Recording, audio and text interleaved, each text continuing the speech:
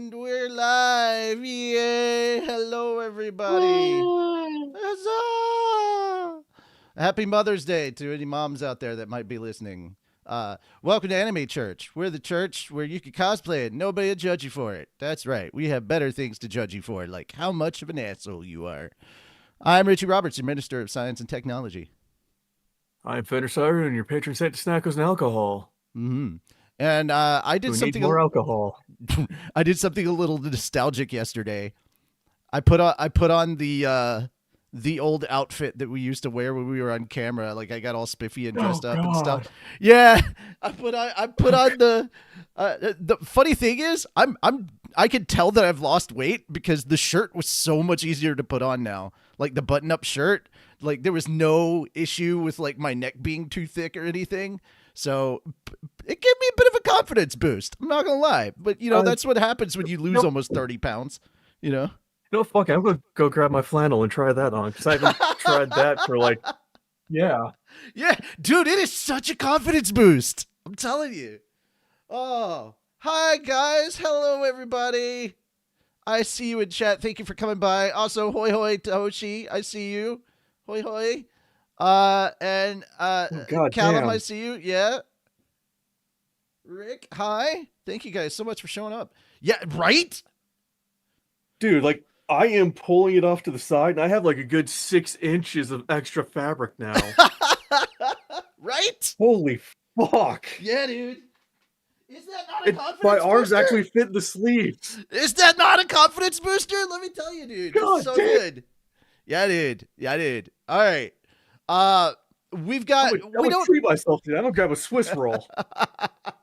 We don't have like a huge amount of stuff to get into, but there is some important stuff I want to talk about off the top, and we'll get to that in just a moment. But yeah, I just wanted to quickly catch you guys up with some stuff in that regard. To all the moms out there, of course, once again, happy Mother's Day. And yeah, guys, we've got some stuff to talk about. I didn't think there was as much gaming stuff, and then like I looked and I was like, oh yeah, Nintendo did a thing, but we'll talk about it. But I'm not really invested in these things because they're not connected to my childhood as much. But there is one story in gaming that had me going, what? Why? How? And we'll get to that. So I hope you guys are looking forward to that. All right. So that being said, I want to. Richie, Yeah. I'm so looking forward to talking about StarFox 64. StarFox. There we go. Yeah, good stuff. All right.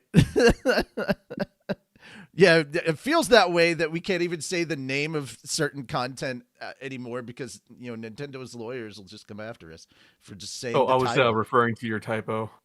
Oh, really? Is that what it says in there? That's even funnier. Oh, and in the topic chat. In the topic chat. In Discord. Oh, okay. Hang on.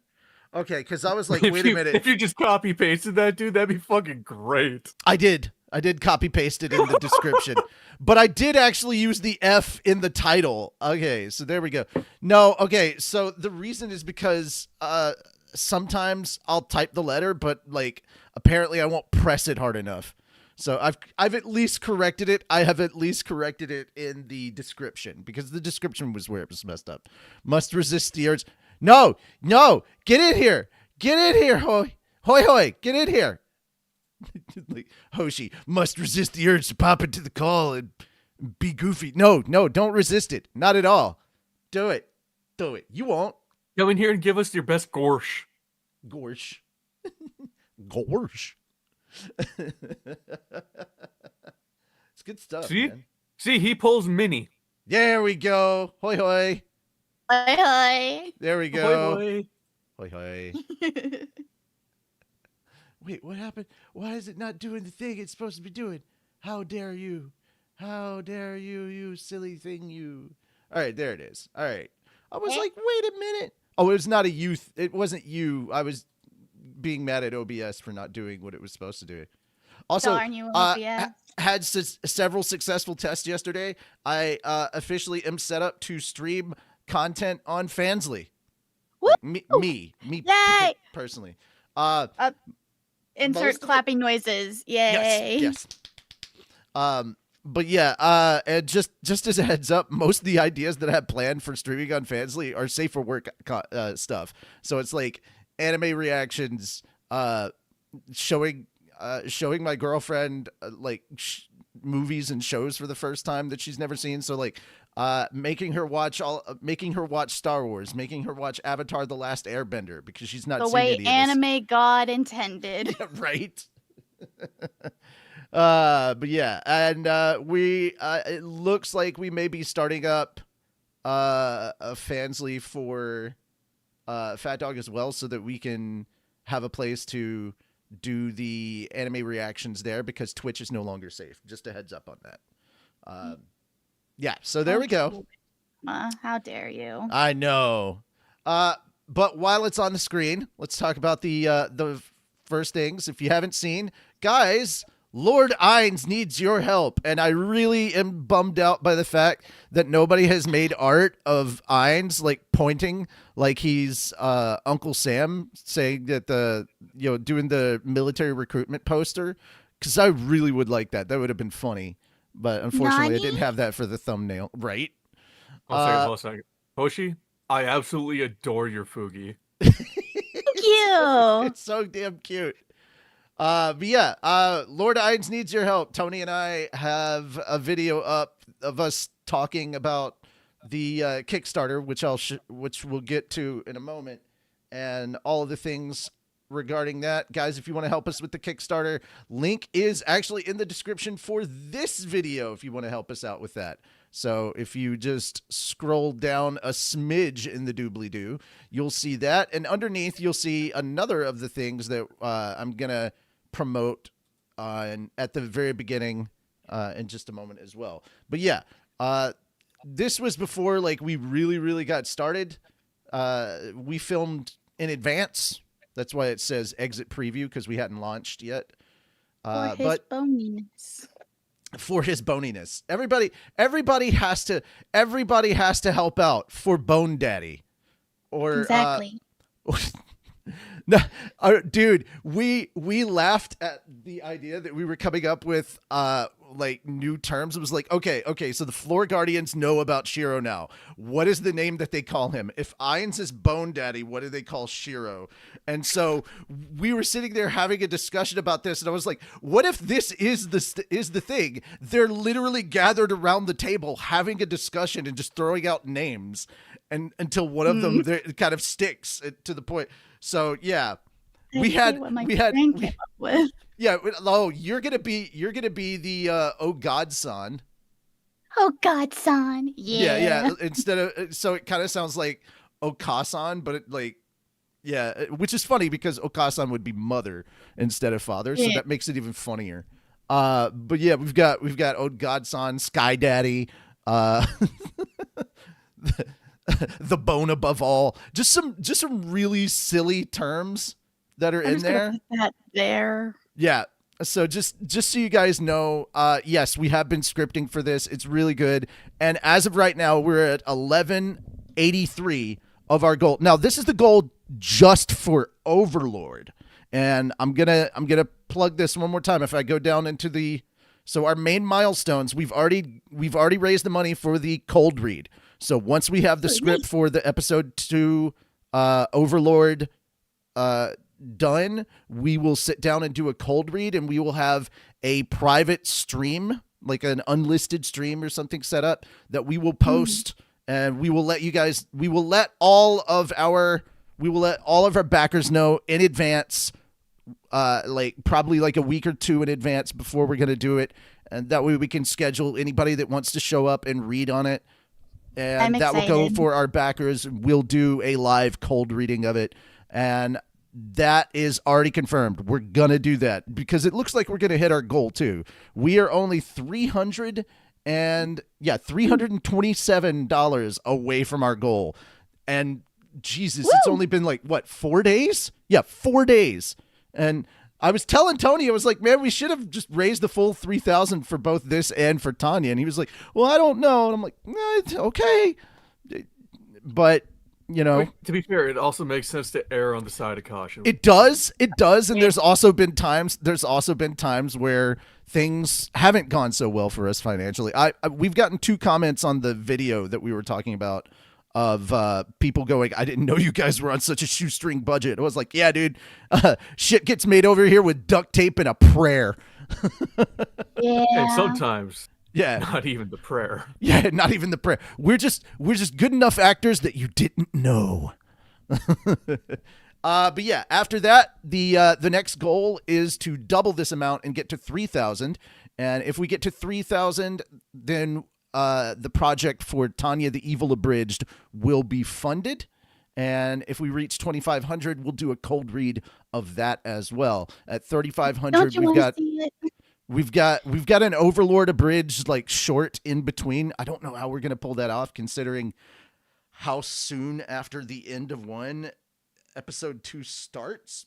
But we'll figure something out. We said 1.5. It could just be. Overlord. It could literally just be us doing an Overlord episode 1 Kai, where we just kind of shorten it and make it even jokier. Who knows? But yeah, and then at 4K we'll fix it in post. We'll fix it in post. That's what we do here. Yeah. At 4K, we'll do an. This was inspired. I love this one. I really want us to get to 4K just so we can get this alone. Overlord Abridged behind the scenes, narrated by Ainz and Shiro. Oh God. Yeah. So in character narration of what's happening with behind the scenes. Yeah. So like literally have them in character making fun of us. That's hilarious. I love that idea.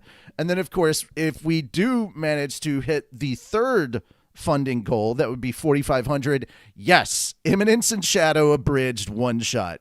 Also with a live scene cold read. Yeah. So that's please. The one. That's the one that apparently a bunch of people are chomping at. And guys, we still have 56 days for this to go on. So don't feel bad if you don't have the money right now. And again, there's not like huge tiers that you have to work towards. You know, we have $1 pledges and stuff like that. I want it. You want it. We all want it. Guys, get in this together, guys. You are officially given an executive producer credit in the actual show for any of the projects that get funded. You will be listed as a special producer for any of these projects that get funded in the credits for that. So if you donate, that's just how it will be. And guys, you can choose your amount. We understand. We live in this economy too. Trust us. We understand. Now, for those guys, if you just want to be anonymous, that's absolutely cool. That's why we have the Hidden of Nazarick, and it's the one. I love the image I used. It's Eclair, the little penguin, but he's got like the Ainz robe and shoulders thing. It's freaking adorable. God damn it. Yeah, right. I just had a stupid, silly idea. That's even better. At the opening of Overlord episode 2, a sequel in this economy? Yeah, right. We might do that. We might do that at the end of episode 2. Coming soon, episode 3. Wait, a trilogy in this economy? I like that. Like I said, it's a silly idea. I'm super for. I love silly little ideas. That's why like Spaceballs is such a place in my heart, you know. And we did. Now, for those of you who want to be crazy and want to get a special shout out, we put this in here basically for lols. Oh my god. Okay, we do have a head of production. That's insane. Okay, so we got. Oh wow! You get a special shout out if you're one of our if you pledge like $100 or more. I'm gonna make like a little video that does like a shout out for you, Richie. Yeah. Why not blow up the screen a bit more on the video so people can actually read what's there? No, they have to go check it out themselves. Actually, that was kind of on purpose. That was kind of on purpose, the not being able to read it thing, because... My eyes. Okay, I fix. There we go, I fix. I do thing. Yay! I can see again. I can see. I can sing. I can see. Turns, immediately rams into tree. Nope, I was wrong. I love blinking. Your subscription to site has... overlapsed. Yeah. All right. So, and then we have one head of production tier, which is insane because that is a $500 donation. I put that out for lols. I was like, yeah, nobody's going to do this. One person's already done it. I know. I know. I should have known. I should have known. You But yeah. silly goose. I am a Should've silly known it was goose. Rick. Probably. Wait, hang on. I don't know. That might be Rick. That might not be Rick. That might be I will laugh if it's not. that. Yeah, that might not be Rick. That might be somebody else that's like a Mr. Moneybags. Who knows? But regardless, thank you for your donations. And guys, once again, don't stress it. We still got 56 days. This is a 2-month thing. We've already started working on scripting for Overlord. And if it looks like we've already halfway hit the goal for Tanya, we will go ahead and start scripting for that too. I need to reach out to Calvin later today and be like, hey man, can you send those scenes to me now? I'm excited. I get to say more than just Nani.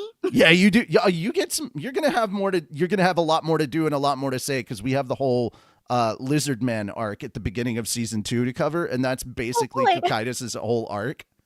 Like, you guys, Cocytus I get to gets a whole talk to arc. you guys now. You do. You get to talk to a lot of us. Yeah, you get to contribute names. Like, oh God, son. I'm no longer a glorified NPC. Hooray! It's like, Cocytus, are you good? Okay, Bud? my Who are you dude. talking to? Do you know Cocytus' favorite candy? What? Rock candy. Oh my god. Yeah. We're so dumb. Love it. What the fr? Okay, I don't know what that is that you said. I'm gonna save it for later. Flesh puppy. We'll have a. Oh yeah. Well, I'm like, what in the what? Not in the what? All right. Also, guys, if you're having a bad day, highly suggest you go over to Pixel Party Pals. Second link in the description now, by the way. I'm plugging this video because he reacted to our Overlord, and man, you want to talk about getting a confidence booster. Man, he laughs at all the jokes. He's like, oh man, this is brilliant. And I'm like, I don't think it's brilliant, but I love that you think it is. Thank you. So, yeah, guys, it was a really, really good, really fun reaction. Please go give it a watch and go leave him a comment and leave him a like, help him with that algorithm. And yeah, that's basically everything I wanted to cover in the beginning that has nothing to do with the nerdy news. But I wanted to quickly do a shout out for that. So, all right, there we go. I'm moving us back to the newsy news now. Yes. And okay, so now things are back on screen in a better way now. Yay. Yeah, our Foogies are no longer tiny. I'm so used to only having just the two of us here. It's actually kind of interesting that I have to rescale the Foogies because we have 3 people. I mean, I could always leave. if No, you- stay. So God Emperor, we are working on it. Mm-hmm. What? Rimu is chat. one of the people at the, on the Kotatsu. Why have you guys still not made episode 10? Okay, God Emperor. I'm waiting on 3 scenes to be sent to me. As soon as they're sent to me, I add music and I package the whole effing thing up. Literally, that's all that's left. I'm waiting on 3 scenes. And if there's any tiny adjustments that need to be made to one of the scenes because we had to recast for a character, trust me, if you think you're frustrated, imagine knowing how close we are to being able to release it, and imagine knowing how close we were for like over a month and just being like, come on guys, I need it. Like, you think you need it. I need it. Throw me in, coach. Bro, I'm already working on episode 11. Trust me. Yeah. I feel you. Trust me, I do. And there we go. So hopefully, yeah, we can go ahead and jump into the nerdy news. So in general nerdy news, one of the Star Wars Visions episodes, which I like the Star Wars Visions stuff because like it's interesting to just like see what people do, especially different anime groups do in the Star Wars universe, like just playing with their own ideas, and nothing has to be related to canon. It's very much kind of like an Elseworlds have fun sandbox, and I love that. A little AU. It's good. Yeah, if you now Fenris, I remember us talking about this with some of the stuff in the first Star Wars Visions, but have you gotten a chance to see Star Wars Visions 3? Because that was back to all anime studios. I have not. Okay, the very first episode, if you get a chance to watch that, is the sequel to the Ronin or whatever. Oh, You remember the black and white, very Japanese style thing, and the lady's all, "It's been a long time since I killed the Jedi," and then he activates his lightsaber, and she's like, "Your lightsaber's red. It's red." So it's just two Sith fighting up. Yeah, it's a sequel to that. It's literally a continuation of that. Yeah, and it's so good, dude. We get Ewok fun in such an interesting way too. So yeah, yeah.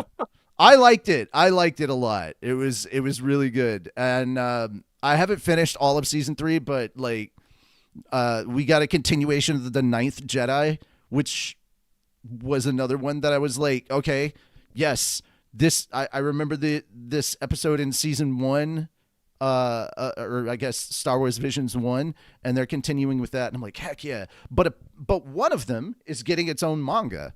So creator duo Eiichi Shimizu and Tomohiro Shimoguchi announced on their joint Twitter account on Monday that their Star Wars Visions Tsukumo manga will launch at San Diego Comic-Con in July.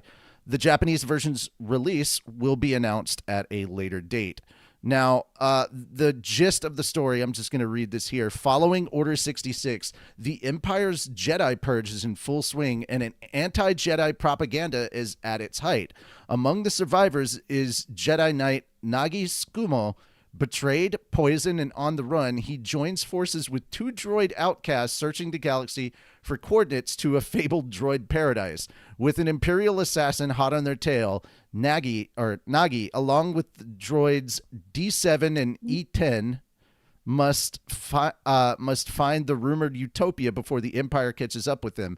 But when they finally reach their destination, all seems lost. Can a Jedi overcome the Empire's influence, or will peace demand the ultimate sacrifice?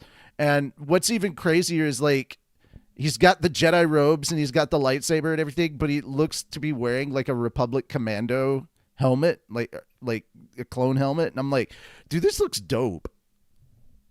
Just the visuals alone. Yeah. So, yeah. I love letting people just play around with stuff, and now you get an expansion on the story. I'm so here for it. You guys got any thoughts on this?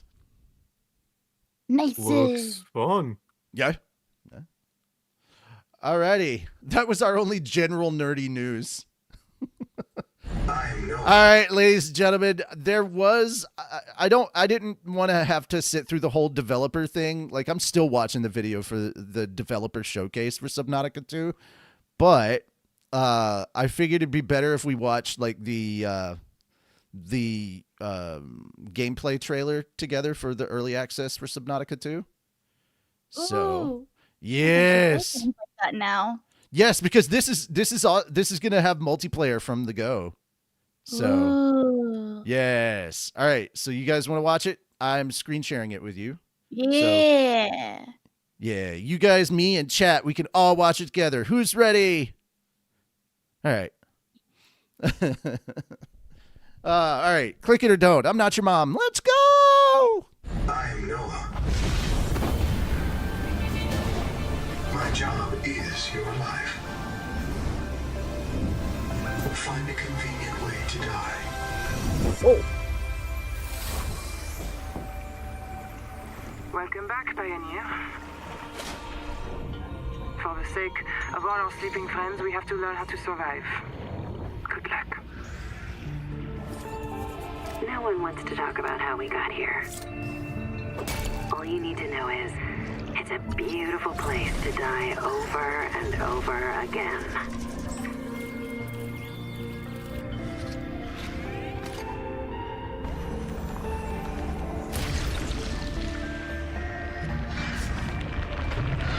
We've set up a lab here with a few basic biomods. They're safe.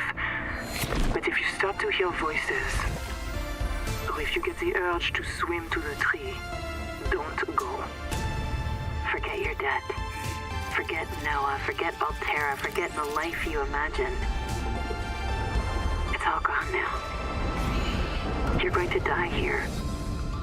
And that's all right. Pick the most interesting thing you can see and explore. Wouldn't that set you free? And I know where this mission will end. You'll join us soon enough. Oh, that looks so cool. Yep. Coming out Wednesday. And that's a lot of story. That's a lot of story for like a really early access point. So I'm just sitting here grinning from ear to ear going, what the fuck was Crafted talking about? There's plenty of stuff in here that makes it look ready for early access. Holy crap. Crafted's getting what they deserve. So guys, once again, we implore you, please go and pick this up on Wednesday or later if you can. Number one, Subnautica is just a fun game, and number two, just to give a middle finger to Crafted. Just saying, is what it is. But yeah, Fenris, what were your thoughts on that too? I'm now kind of looking forward to it. Right? Whether or not I will buy it is still completely Yeah. up in the air. I think the major selling point this time around is that you can play it with other people, so it is like having that co-op thing. Subnautica was a lot of fun, but there were plenty of times I was sitting there wishing, man, I wish I had other people to work with because this is just so isolating. Yeah. And now I'm just thinking of the Battlefield friends playing Subnautica 2 together. Mm-hmm. Yeah. I'm so excited. Oh yeah. I can actually play these kind of games. Now, we've already heard from people that got early access to this game and have been playing it for a month. First and foremost, the modding community were some of the people that got it. So the people that did the Red Plague mods and added that created new creatures and put them into Subnautica as part of like a new storyline mod. They have gotten hands on it, and Unknown Worlds is just like, yeah, if you want to do a secondary story involving your red infection and everything, yeah, go for it. I love that Unknown Worlds is not shy about letting their modding community just go in and play. And also the Gargantuan Leviathan, which was a thing that basically only fit in the void. There's the biggest thing that I heard about this was like you could just drop the Gargantuan Leviathan in here and it wouldn't matter because like it's so massive. Like it is way more massive than the original. And yes, you will at some point in time get to the void. And I'm like, oh my God. But yeah, you could drop the Gargantuan Leviathan in here and it would just fit in. I'm like, are you fucking kidding me? That's crazy. Man. But yes, I'm very much looking forward to this. It's going to be, from my understanding, it's going to be $30. It's either going to be 30 or 40. I thought it was $29.99, but if it's $39.99, still makes sense. But I think it's $29.99 because it's early access. And yeah, and Crafton's actually really good about working with their community and getting fixes and stuff like that done in a really quick time frame. So yeah, who knows how this could go. But Fenris and I have also talked about this with previous stuff that we looked at when they showed off some of their content. They had to basically rebuild everything from the ground up because they moved out of their previous engine, which I think was Unity, and and this whole thing is being built in Unreal. So they had to just basically redo everything from scratch. Oh, Uh, wow. yeah. You So almost can't tell. almost. Oh, Like, you can in some aspects, but then other aspects, it's like you can't tell that they had to, like, basically redo everything. It's like, "Oh, it's so good. gotcha. Yes. Need more. I wanna All right. play. Right. Scree." All right. Speaking of games that need more, I want to play. I definitely want a sequel to this, but we've got some more good news for Pragmata, or Pragmata. I keep defaulting to Japanese like pronunciation of vowels. I don't know why. Pragmata game officially has sold 2 million units worldwide. So Oh, wow. remember last week we were celebrating 1 million units. Now it's 2 million. So, for Mother's Day, why not get the daddy game? Yeah, Capcom announced Thursday that its Pragmata game has crossed 2 million units sold worldwide. Each reached the milestone within 16 days of launch. That's great. I love that. The game sold over 1 million units worldwide in its first 2 days. Yeah, and then the rest of it is just saying, hey, it's available on all these platforms. Pragmatism. Yeah, exactly. Thanks, Dee. But yes, guys, I thought this was great. Could not have happened to a more deserving game. This game has such heart and such a good story, and is just another reason why we here at Fat Dog are convinced that Capcom is a gaming studio who is set up with a it's not even a background thing. I think it's pretty obvious. I think they're a gaming studio whose primary objective is to try and raise the Japanese birth rate.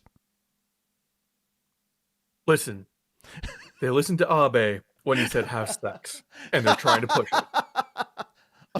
I'm just saying, if you bring us over, we will happily help. I mean, they do have visas for that. Yeah, we do have these. Hey, we're here to help with the Japanese birth rate. Telling you right now. Hey. I mean, the number one thing I hear from Japanese people about like foreigners is that we have such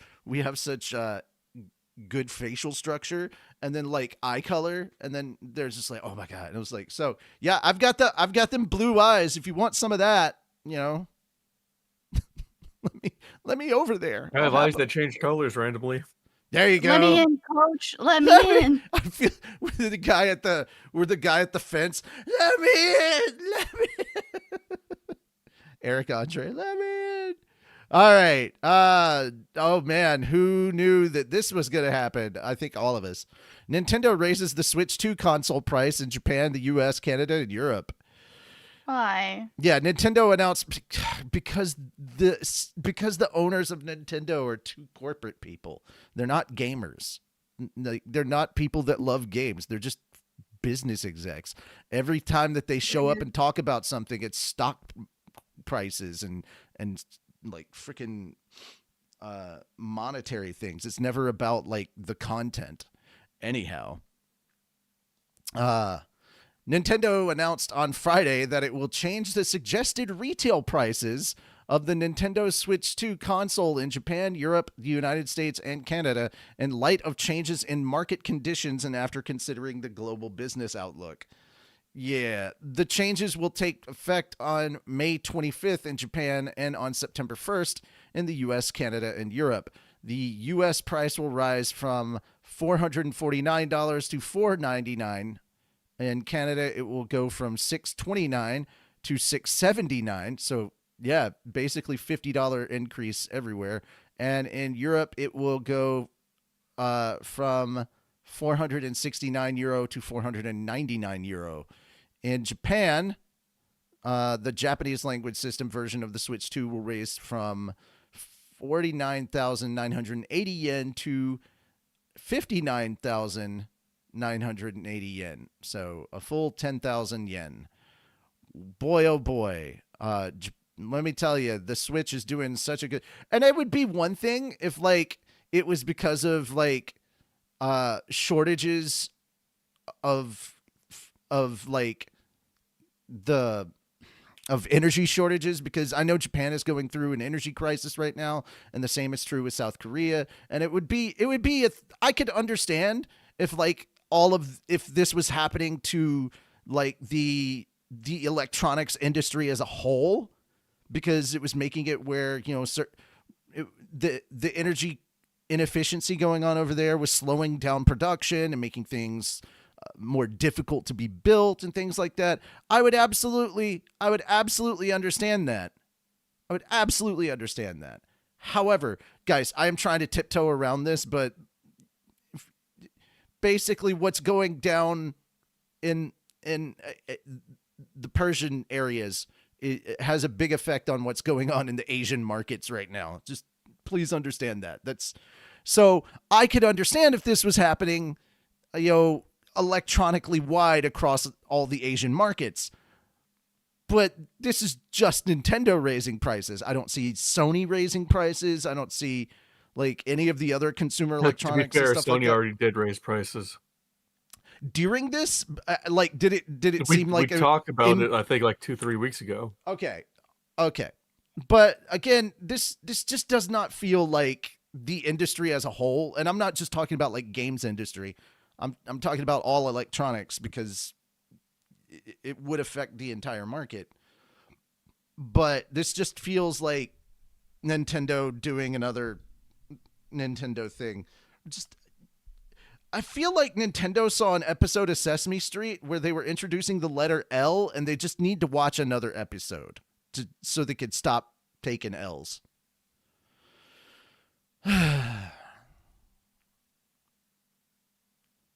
I've ranted enough. If anybody else wants to hold the talking stick for a little bit, you're more than welcome to. I mean, I never planned on getting a Switch 2. Same. I still need to somehow get my Switch 1 back from my friend that I lent him like 7 years ago. Oh no. Oh, you're never getting that back. Both he and I completely keep forgetting that it's a thing. Yeah. He apparently hasn't touched it for like 5 years. Oh yeah, there's that thing I have.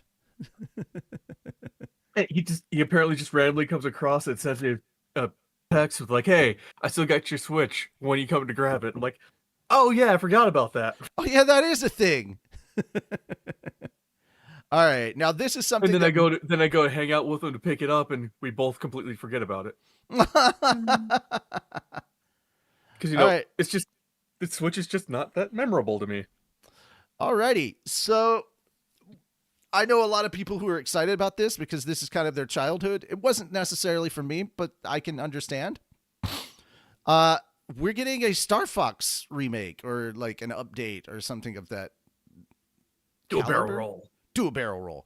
StarFox 64 game gets a remake on Switch 2 on June 25th. Nintendo announced a new game in the StarFox series, simply titled StarFox, during a special Nintendo Direct stream on Wednesday. The game is a remake of StarFox 64 with new graphics, new art style, a multiplayer option, and other gameplay additions. The game will launch on Switch 2 on June 25th. The game will retain the layout and general mechanics of the 97 StarFox 64 Nintendo 64 game. The remake adds new cinematic briefings and fully voiced dialogue to the game's campaign mode, as well as a new orchestral soundtrack. The campaign will have 3 difficulty levels. The game adds a challenge mode where players can replay already completed levels with additional objectives, and in 2 different difficulty levels.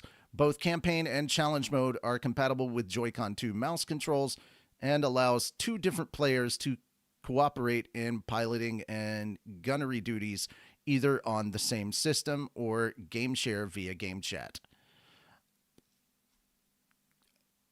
Anybody here play StarFox growing up? Long time ago.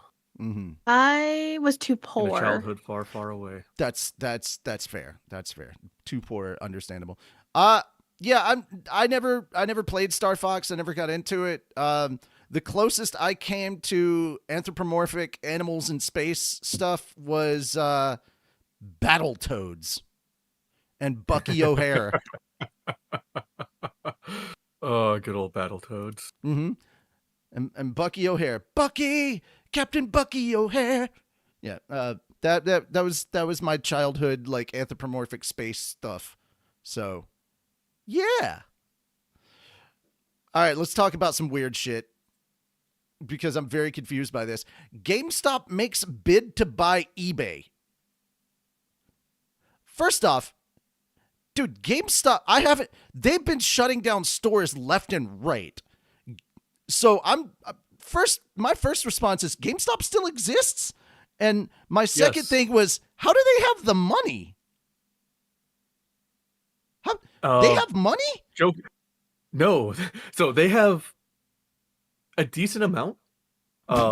Ryan Cohen had offered I'm very surprised at this. $56 billion. Uh-huh. GameStop, last I checked, had $8 billion cash on hand. Uh-huh. Ryan somehow managed to scrape together another $20 billion. Yeah. And then he opened an eBay page to sell random shit. And last I checked on his eBay page, people were bidding like $20,000 for a used pair of his socks. Ew. Yeah. Gross. What the frick? Okay. GameStop announced on Sunday, by the way, this is last Sunday, that it has submitted a non-binding proposal to acquire 100% of eBay at $125 per share in cash, common stock at 50% each, with full shareholder election rights. The company is filing a Schedule 13D and HSR notification related to acquisitions on Monday. This just... Okay. GameStop currently has a 5% economic stake in eBay through derivatives and beneficial ownership of common stock. That seems to be where I think the money is coming from, is because they had 5% of eBay. I think that's the only... Because they're having to shut down stores left and right. Like... So, some of them, they don't have to. Other ones they're just stemming of basically blood loss at this point. I mean, dude, there were a lot of stores closing down that are hemorrhaging money. There was a GameStop in the mall that we went to about a month ago. A week later, it was gone. We were just like, yeah. And so, and to be fair, rightly so, nobody's had a positive feeling towards GameStop in a very long time. The last time there was something positive about GameStop is because we were all collectively fighting against, like, freaking not day traders. What are they called? The finance bros. Hedge funds. Hedge funds. Yeah. I'm not gonna lie, and it will sound very petty and like I'm an asshole, but I absolutely loved the interviews they had with the hedge fund people, and they were breaking down crying because it's unfair that retail traders were able to make money when we lost billions of dollars. Yeah, don't care. This is how the market works. Deal with it. You will get those sympathy from me. But yeah, dude, the last I just GameStop was just disappearing entirely from the culture, and honestly, rightly so. So I was surprised that this is even happening. But if the acquisition goes through, Ryan Cohen will serve as the chief executive officer of the combined company. Cohen stated that the company has $20 billion in debt financing from TD Bank for the possible acquisition. GameStop also has $9 billion in cash for the acquisition. This is my guy. This is BS. If you had that much money, you guys could have been paying your employees so much better.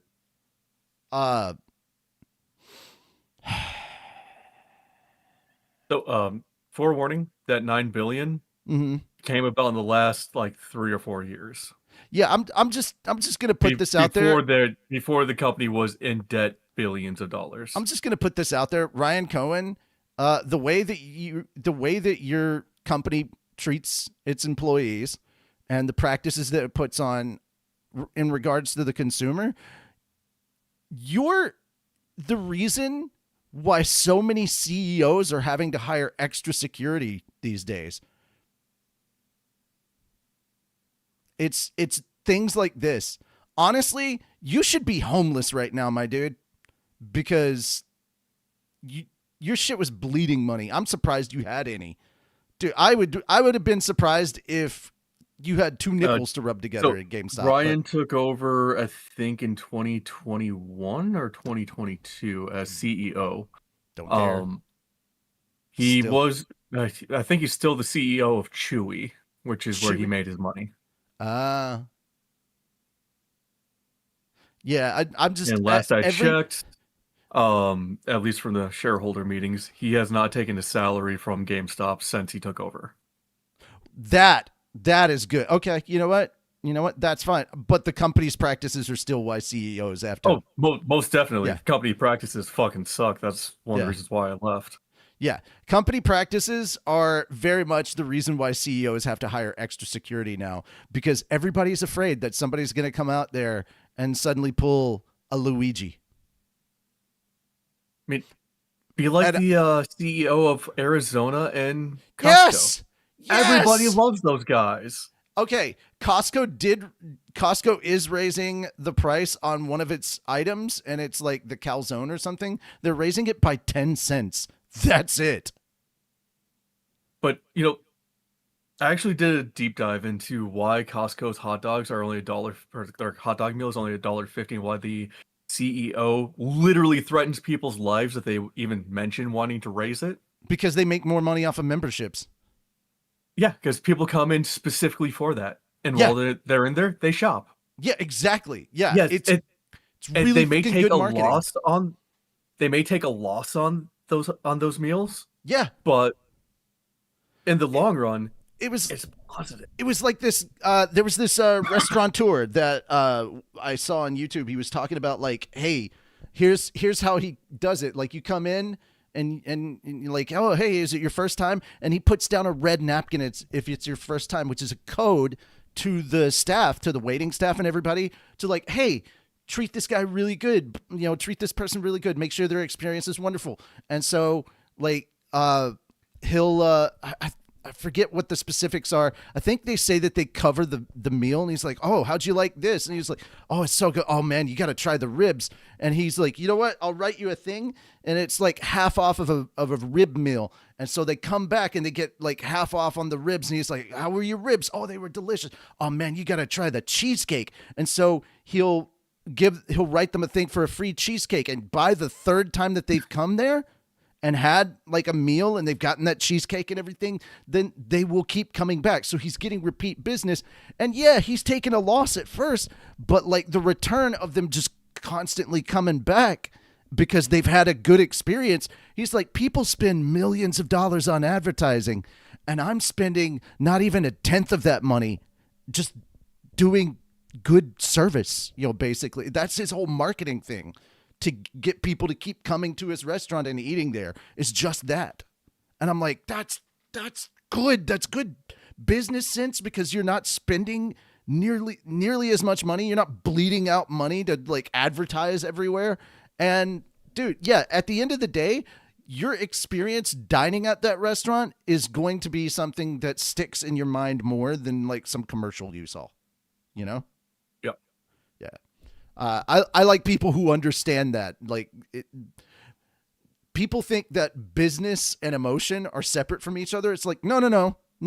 Good business practices that lead to a very joyful experience with your product or your food or your place of business, that will lead to return and repeat customers. Sorry.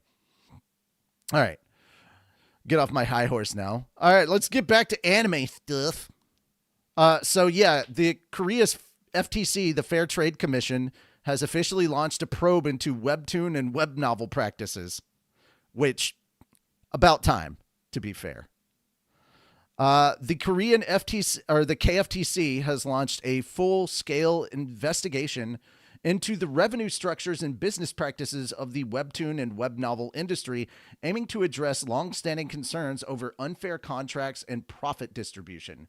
According to reporting from Korean online media outlet eDaily on May 4th, may the 4th be with you, the regulator recently began a fact-finding study examining transactions across the ecosystem, including platforms, content providers, and creators. The probe will The probe will assess whether certain practices violate relevant laws, including the Monopoly Regulation and Fair Trade Act and the Act on the Regulation of Terms and Conditions. Key areas under review include revenue sharing models, minimum guarantee, payment structures, and rights to secondary works. Revenue sharing arrangements in which platforms, CPs, and content providers. You can't say CP on the internet like that anymore. That's not how that works, guys. No, this is the era of Jeffrey Epstein. Those two letters mean a whole different thing now. And creators split earnings have faced criticism for lack of transparency. Industry insiders have raised concerns that as revenue passes through multiple intermediaries, the portion ultimately reaching creators can be significantly reduced. Minimum guarantees or upfront payments made regardless of a work performance are also a major point of contention. In many cases, these payments are later recouped from future earnings, meaning creators of underperforming titles may see little to no additional income for extended periods. The commission will also examine how rights to secondary adaptations, such as films, dramas, and games, are structured. Critics argue that broad or long-term rights claims by platforms or content providers may excessively limit creators' control over their intellectual property and downstream revenue opportunities. To conduct the study, the commission plans to survey more than 100 companies, including major domestic platforms and content providers. The investigation will also include in-depth interviews and expert consultations covering topics such as revenue models, marketing share dynamics, competition for hit content, and broader industry structure. Observers say the move reflects the commission's broader effort to expand oversight of power imbalances in the platform-based industries into the content sector. Given the scope of the investigation, which includes both contractual practices and market structure, the findings could lead to regulatory reforms or formal enforcement actions. Last year, the KFTC reviewed the standard contract terms of 23 content providers and found 1,112 unfair provisions across 141 contract templates and ordered the companies to revise them. Japan's Fair Trade Commission also surveyed the anime industry last year and released a report in December highlighting the transactional and contractual issues facing the industry. This is really good news, and this is stuff that I honestly think has been needed within the webtoon industry for such a long time. A lot of the creators for webtoons are not getting what I think is a fair share of income for the amount of work that they put in. Yeah. Which is a nice way of saying that this is bordering on indentured servitude for a lot of these creators. Like if they don't make a Solo Leveling, or a High School, freaking, what was it? God of High School or Tower of God, those big, broad ones, or an Omniscient Reader, it can feel like they're just barely scraping by. And yeah, I feel like this was wholly needed. Those are just my thoughts, though. Yeah, go ahead. No, that's not much else I can say that you already haven't. Like, yeah, it needs regulations like this and an overview committee to prevent, everybody or all of it becoming black companies. Right, and this is why for a lot of the structures of online reading of manga, I'm happy because I have gotten a chance to dive into that, and companies like Shueisha and Kodansha are very good. Like while they will aggressively protect their IP, and I understand, and I may not be on the even though I'm on the other side of that when it comes to parody, they are good at treating their mangaka as best they can. Like, I think Kodansha was the one that pushed the whole, hey, if we have to take weekly away and start doing bi-weekly just because the mental and physical health of our authors has to come first. Like they push that kind of standard out, and then it slowly bled into the rest of the industry to the point where they're telling Oda, hey, slow down, take a break. Everybody is worried that Oda is going to end up with health problems like Yoshihiro Togashi, and I really am glad that they're telling him, hey, you can slow down. It's okay. It's okay. Also, I'm glad to see that the same thing is kind of happening in the anime industry as well, where we're giving up on the last old. Thing we need is to lose Oda before he tells us what the One Piece is. Yeah, exactly. Yeah. Which I'm glad, because we have 2 bits of One Piece news coming up soon. But one of the things that I'm really happy about is like the effects of this in the manga industry are slowly moving over to the anime industry. So it's to the point that we're not doing like the old era of like even One Piece is caught on now, that we've just moved on to a seasonal model versus a every week new episode kind of model. So this also gives, the animators way more time to work on stuff, and it's going to actually tighten up the pacing of One Piece, which is something that I'm very much looking forward to, because the biggest reason why I don't watch the anime for One Piece anymore is because the pacing is just atrocious. Like the first third of the episode is usually a recap of the last third of the last episode. It's just that's how it was for a long time. It was like, oh my God, I'm having to skip so much of the actual episode to get to the content of this episode. And I'm just, no, I'm good.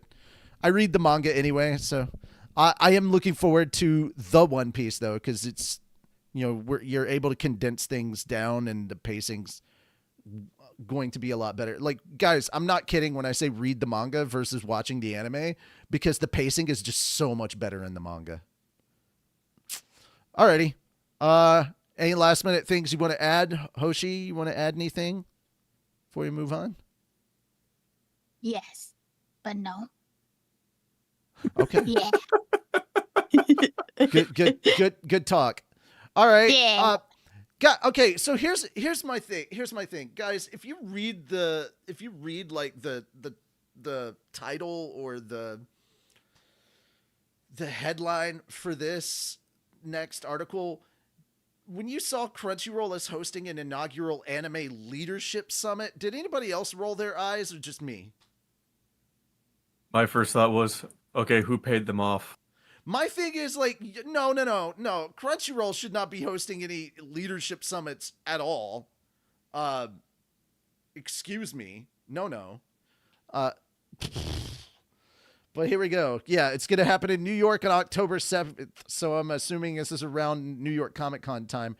Crunchyroll announced on Friday that it will host its inaugural invite-only industry summit called Crunchyroll Anime Future Forum in New York City on October 7th. Crunchyroll also announced on Friday that it has crossed 21 million paid subscribers globally.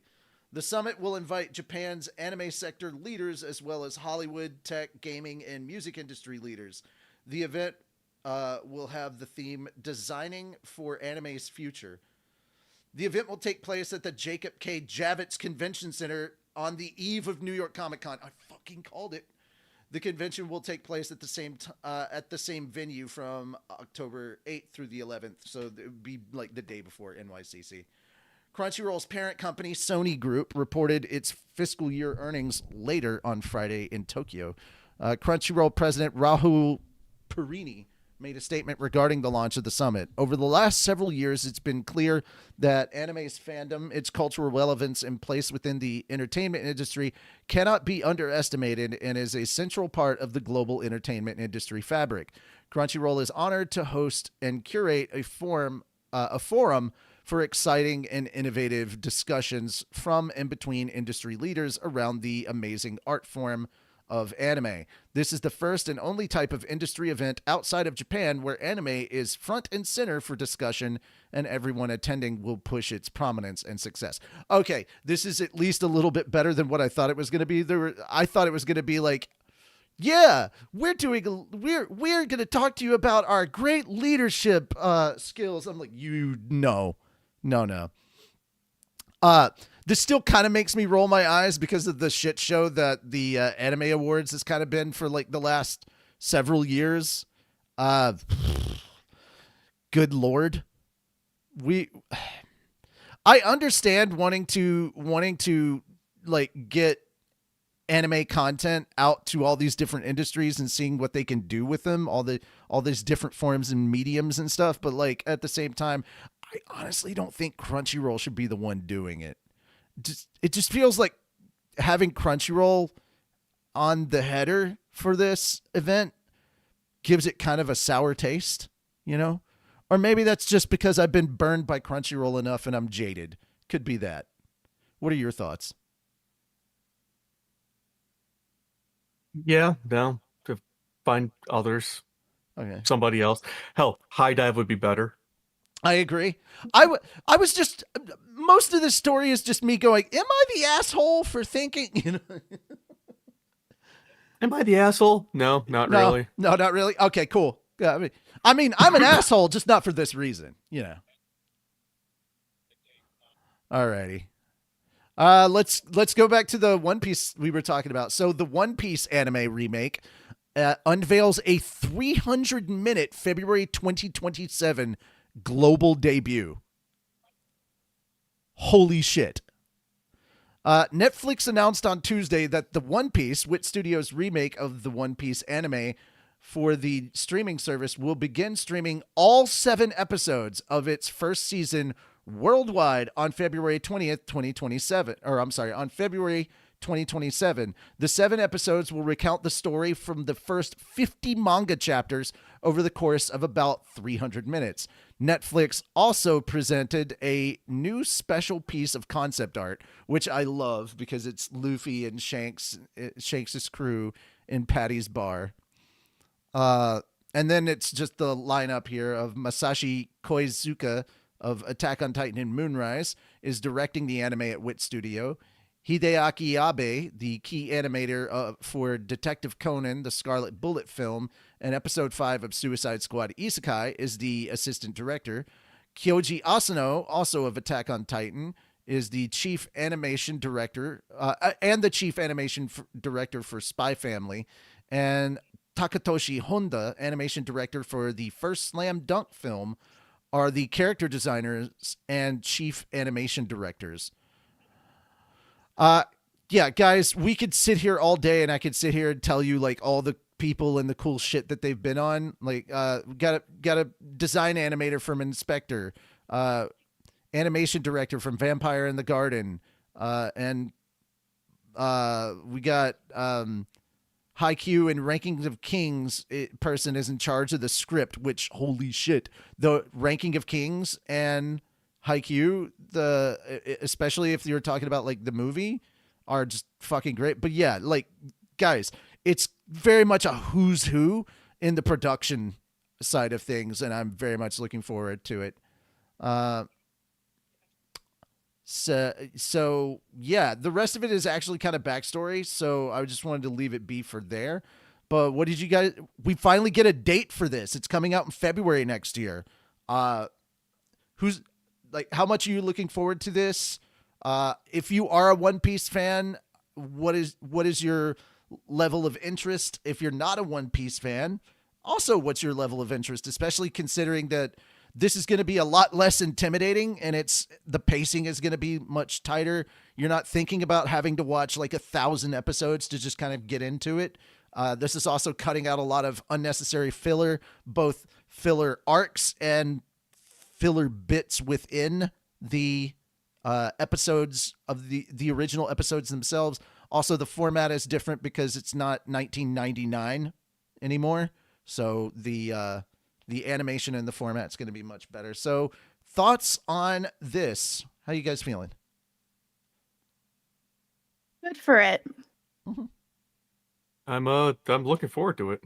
Mm-hmm. Now, what is the level? I'm curious, Hoshi and Fenris, what is your level of One Piece knowledge up to this point? Is it the live action stuff, just like a little bit of live action, maybe some of the manga? Like where are you at on your understanding of the One Piece story? quite in depth because you spoiled most of it for me. Sorry.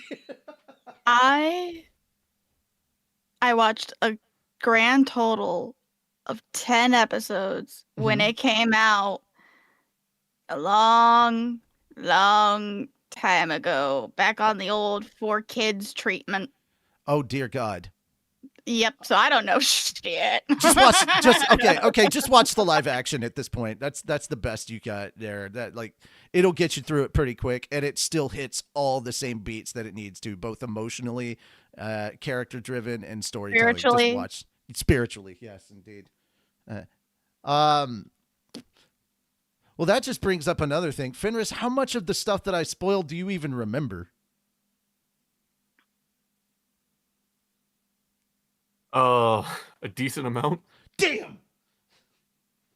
The old war This is flashback. mostly because Moon and I were talking about things, and I didn't know that. I just figured you didn't watch it because you didn't care. That was where my head was at. Like, so had I known that we were just straight up spoiling stuff for you, and you actually were planning on watching, I would have shut the hell up. I just, in my mind, I got it into. You I had planned on watching it, but you just didn't stop. I barreled through. Somehow I got it into my brain that like, that for some reason this wasn't interesting to you or whatever. But no, still, absolutely give it a shot. It's one of the best manga or comic stories ever told. It is now tied for #1 with Superman. Best, with most highest selling manga or comic of all time. There you go. Good for it. It can never beat Henry. Alrighty. Or so the Cavalrine. The Cavalrine. The second global One Piece character poll announces its interim results. The One Piece franchise announced the interim results for the One Piece World Top 100 second ranking poll on Monday.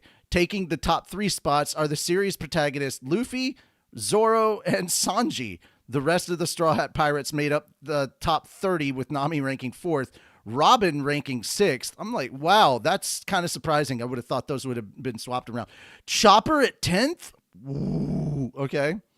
Usopp at 16th, Brook at 20th, Frankie at 26th, and Jinbei at 30th. Okay, let's take a look. Okay. Oh, God. So I got to take a look at this to see what's what, because this seems okay. Man, I wish I had a larger picture of this. Okay, I can understand Law being at number 5. That makes sense. And Ace being at 7, with Shanks at 8. I don't understand Uta being at 9, but you know, this is worldwide. Boa Hancock at 11. Understand that. Sabo at 14. I think he should be a bit higher, but I still understand. Wow. Okay. So Perona at 18. Rob Lucci at 19. Brooke at 20. That's crazy. God, I'm blanking on their name right now, but basically, Kaido's kid. Kuma at 22. Is that Buggy at 23? Yeah, Buggy. Hey, putting Buggy ahead of Doflamingo absolutely makes sense. Kid at 25. I'm still surprised that Frankie's at 26th. Yeah. Oh, Carrot at 29. Wow, put Carrot before Jinbei. That's crazy. But yeah, these are the mid results. So summary. It's the 1 of 2 summary. Wow. Okay. I'm not especially sure how I should really feel about this, but yeah. Oh, they broke down the top 20 at the for me. Okay, Portuguese D. Yeah, Ace at 7, Shanks at 8. Again, I'm not okay. Rocks at 12. I can kind of understand. Corazon at 13. I can kind of understand, but not above Sabo. Crocodile at 15, especially with like what's going on with the live action. Definitely can understand that. Yamato, that's her name. Yamato at 17, Perona, Rob Lucci, Brooke. The poll is also set to reveal the interim character rankings by region. So Japan, Asia, Oceania, North America, Central and South America, Europe, the Middle East, and Africa on May 11th. Okay. So tomorrow. All right. That's information I'm looking forward to finding out, because I'm curious what regions are different from one another. So it kind of feels like when we went over the individual regions for like favorite Gundam series, like where the Gundam series ranked in different ones, because they had like Endless Waltz was number 1 in a bunch, but then like depending on the region, it was like number 4. Or like not even on the list for some, and I'm like, oh, okay, well, interesting.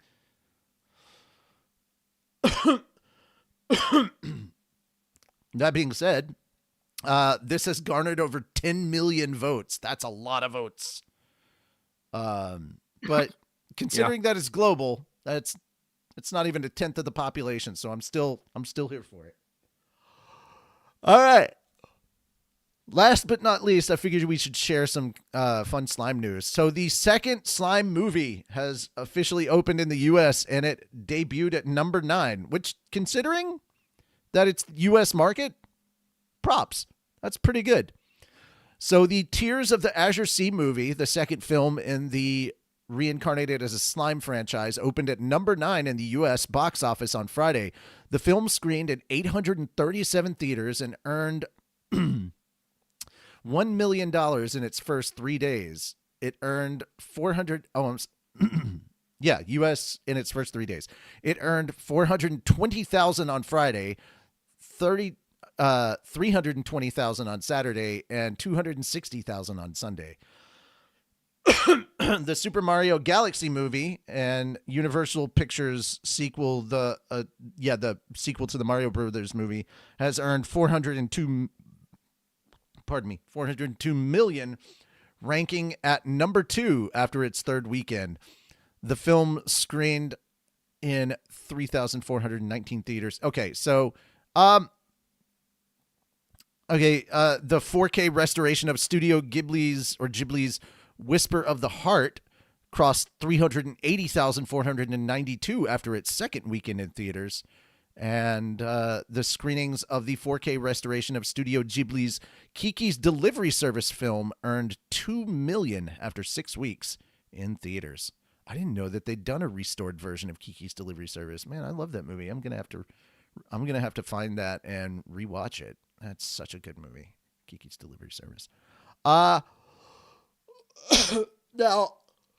the 400 million is just the U.S. box office, guys. I think Super Mario Galaxy has crossed 1 billion worldwide, if I'm remembering correctly. But yeah, there we go. So, considering it's slime, that's pretty modest. I like that. So I'm just glad they got episode 5 up. Same. Well, okay, so and to quickly update, the reason why there was a delay in episode 5 is because there was a scheduling conflict with another thing going on NHK, which was like a national story or something that was going on. Like it was a national broadcast, and so they didn't show the anime on NHK, and they delayed it a week. So it was a scheduling conflict, not anything going on with like the studio or anything like that. So seems to be an issue with the broadcasting system over there. But yeah, it is what it is. Like, yeah, we got episode 5. I'm more interested in episode 6 because I have been, thanks to YouTube thumbnails, I have been spoiled on how the episode ends. I mean, can you really say spoiled when I read the manga and I read the light novels? Like, I know where the episode ends, and I'm like, oh, that's where it ends? Boo. But yeah, that's it. That is it for the news for the day. I knew it was going to be kind of sort of short. But to everybody that has currently donated to the cause, thank you so much. Really do appreciate it. Once again, if you want to donate now or later, you can always come back here or check out the video that we put up on the channel for the Kickstarter information, but it is the top link in the description here. So if you want to go in and help out, absolutely can. Like I said, we're just 327 away from hitting our goal, and there's still 56 days left. Really, really appreciate it, guys. Thank you so much. And this is just for reaching the first project. As I said, we've got more coming up. So if you want to see that Tanya the Evil or Eminence in Shadow, or if it's crazy enough that we somehow get to 6K, yes, I'll go ahead and do a Konosuba Abridged episode 2 one shot. Oh gosh. Yep. I put that on there. I'm like, wouldn't that be a 2-shot at that point though? It's a one shot of season 2.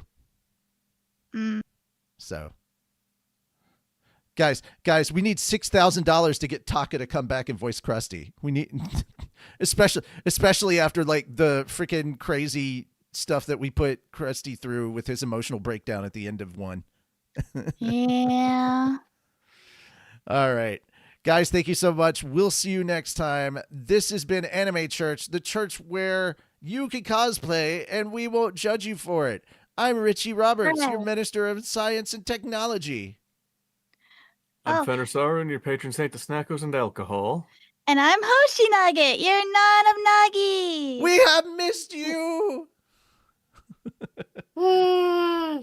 Take care and bye for now, everybody. Bye-bye. Bye-bye. Oh.